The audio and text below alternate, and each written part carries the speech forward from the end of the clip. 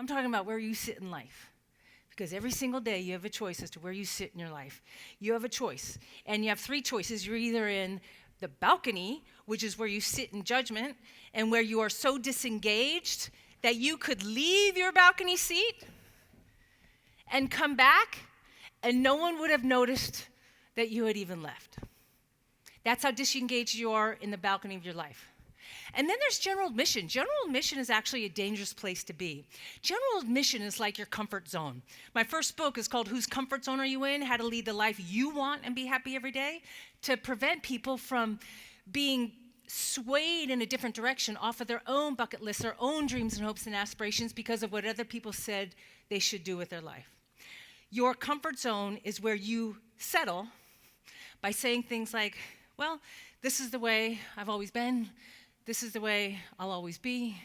And sometimes we're much more subconscious than that. By the way, do any of you have any friends who are constantly and consistently late? Anybody know somebody? Okay, don't be pointing at people at your table. And let's say you have a happy hour or dinner or lunch, and all of a sudden, you're there, of course, early, because that's the way you are, and then they show up late. And what's the first thing they say when they show up late again? I am so sorry, but you know me. That's just the way I am. I want you to write down these three words. Up until today. Up until today. Because this is the perfect time for us to redefine what it means to live our life in the front row.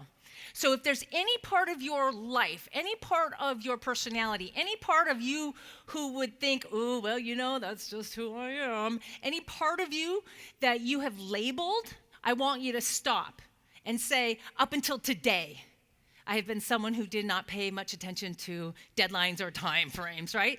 So whatever it is that you want to work on, I want you to stop saying, well, that's just the way I am, because that's not just the way you are, because your past does not define your future. Your past is your past, and today you can define your future however you want.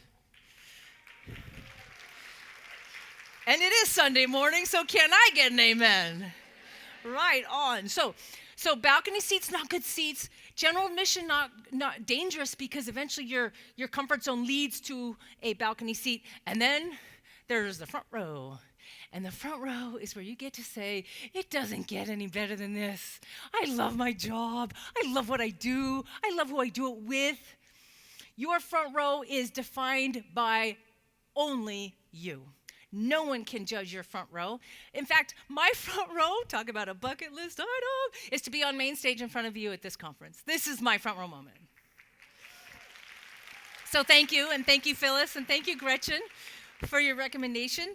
And but see, for some of you, you'd rather have root canal than be on stage speaking in front of 500 plus people for an hour. And that's okay. You do you. So there's no judgment, but the most important thing is for you define what your front row is.